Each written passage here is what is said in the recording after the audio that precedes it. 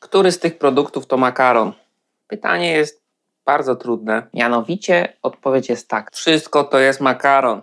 A mówiąc precyzyjnie, wszystko to jest mąka. Zwykła mąka pszenna durum w różnych postaciach. To jest makaron linguini. To jest makaron niteczki, jak do rosołów albo do klusków z boczkiem. A to, ty kolego, to kto to jesteś? Kamuflaż założył, ale to jest orzo. I o tym jest właśnie odcinek. Orzo. Co to jest? Z czym to się je? Orzo to jest coś takiego, co ktoś się nie umiał zdecydować, czy zjeść na obiad ryż, czy makaron i ulepił coś takiego. Ziarenko, które przypomina ewidentnie ryż. Tak uformowana mąka. I jest to właśnie bardzo ciekawe na zasadzie, co z tym można zrobić. Skoro to ma taki kształt, to co ja mam z tym zrobić? Ugotować jak ryż, skoro to zwykły makaron, trzeba poszerzać horyzonty i czasem odstawić ten makaron świderki czy kolanka na bok.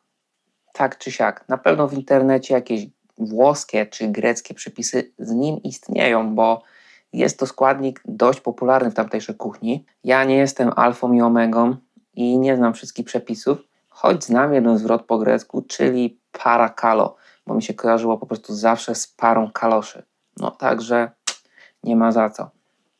A orzo jest głównie dostępny na dziale pewnie z kaszą albo z makaronami, choć jest rzadko dostępne, co jest smutne, bo to jest bardzo ciekawy produkt, ale jest do znalezienia, tylko trzeba szukać.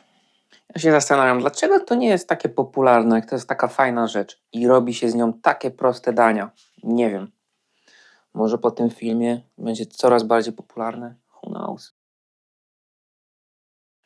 I moim zdaniem to danie to jest taki punkt startowy do wyjścia po prostu z poznawaniem orzo, jak ktoś go nie zna. To jest taki base camp. Dobra, i do tego na pewno będzie czosnek potrzebny. Oraz składniki klucz. Czyli pieczarki. Ja je wcześniej usmażyłem na mocnym ogniu, dodałem pieprz i sól.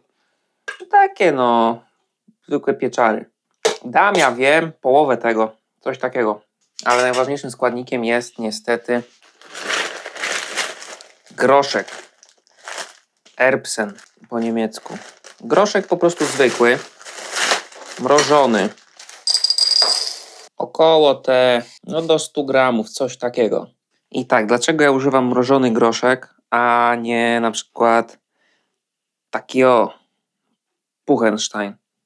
No, odpowiedź jest prosta, bo ten groszek z puszki, on jest po prostu słaby do takich dań. On ma po pierwsze brzydki kolor. Ten groszek ma piękny zielony, dosłownie jak wiosna, a ten jest taki po prostu zmęczony życiem. Jakby się urodził i był po prostu już zmęczony życiem.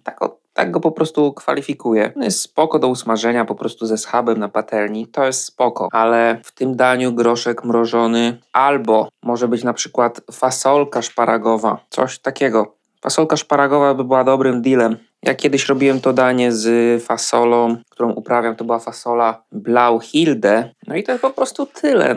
4 składniki i opcjonalnie będzie jeszcze do tego creme de la creme, co po prostu spoi to, czyli płatki drożdżowe. Ja jestem ich wielkim fanem. Cały taki słoik starcza, na długo. Kupuję zawsze kilogram i wystarcza na długo. I to jest właśnie jak zamiennik sera pecorino romano, czy po prostu zwykłego parmezanu, który będzie spoiwem. I wrzucam pieczarki. Normalnie bym te pieczarki usmażył, zaczął od tego procesu smażenia pieczarek, ale już to zrobiłem wcześniej. Trochę oleju.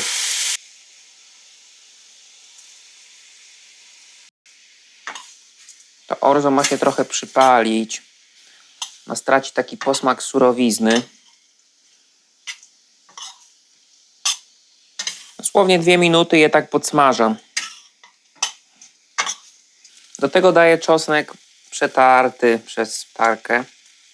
1-2 ząbki. I wlewam wodę, żeby to przykryć. Nie za dużo. Gdzieś 200 ml wystarczy. To ma być po prostu przykryte. Jak będzie za dużo tej wody, to ten makaron będzie taki ślamazarny, a on musi się ugotować około te 10 minut i za kilka minut wrzucę tutaj groszek mrożony. Jak to się będzie już gotować. Można dać trochę soli, żeby ten makaron jednak był słony, a nie jakiś taki bez pojęcia.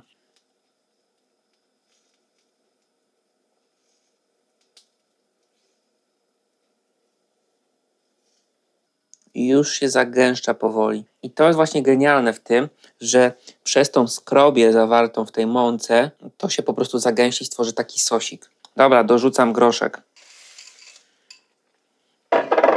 No ten groszek jest po prostu naprawdę. Ta zieleń, dosłownie jak zimozielone rośliny. No trochę ma taką zieleń. No to się po prostu, jak się widzi ten kontrast tej szarości z tym zielonym, to po prostu aż się chce to zjeść. A z tym groszkiem z puszki, no słaby deal. On jest taki po prostu smętny. Około te 10 minut niech to się gotuje. Żeby ten groszek się ugotował i makaron.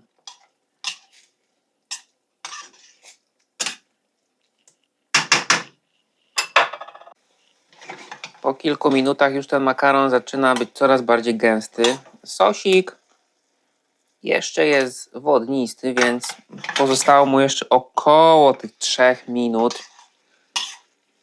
Zawsze można trochę więcej, on tak się nie rozgotuje. Dobra, testing w ogóle.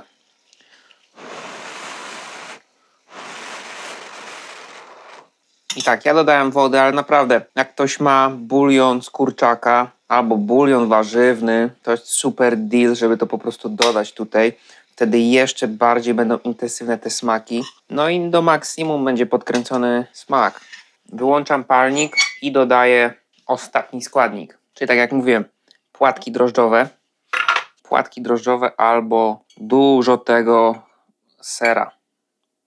To jest kluczowe, żeby podbić ten smak umami, żeby naprawdę to było orzo jak umami we Włoszech. Lekki zapach serowy już czuć. To są właśnie płatki drożdżowe. Totalny goat moim zdaniem. Więcej białka niż ser, mało tłuszczu, podkręca smak, jest po prostu super produkt, kompletnie nieznany. I już jest po prostu gęsto. 2 minuty niech to tak poczeka. Niech te płatki drożdżowe czy tam ser się roztopią, bo i tak tego nie zjecie gorącego, no sorry. I nadszedł ten moment.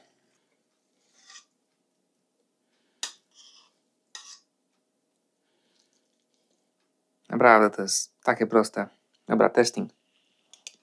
Groszek al dente. Orzo ugotowane. Pieczarki grają tutaj rolę umami, plus umami podbite przez ten właśnie dodatek płatków drożdżowych czy sera. I to jest danie, które naprawdę nie potrzebuje mięsa. Dobra, potrzebuje, jakbyście użyli bulion z kurczaka, to wtedy by było jeszcze lepsze. Teraz jest super, ale by było jeszcze lepsze. Prostota, choć składnik nie jest aż tak łatwo dostępny, czyli orzo. Ale warto. Płatki drożdżowe, magia kina.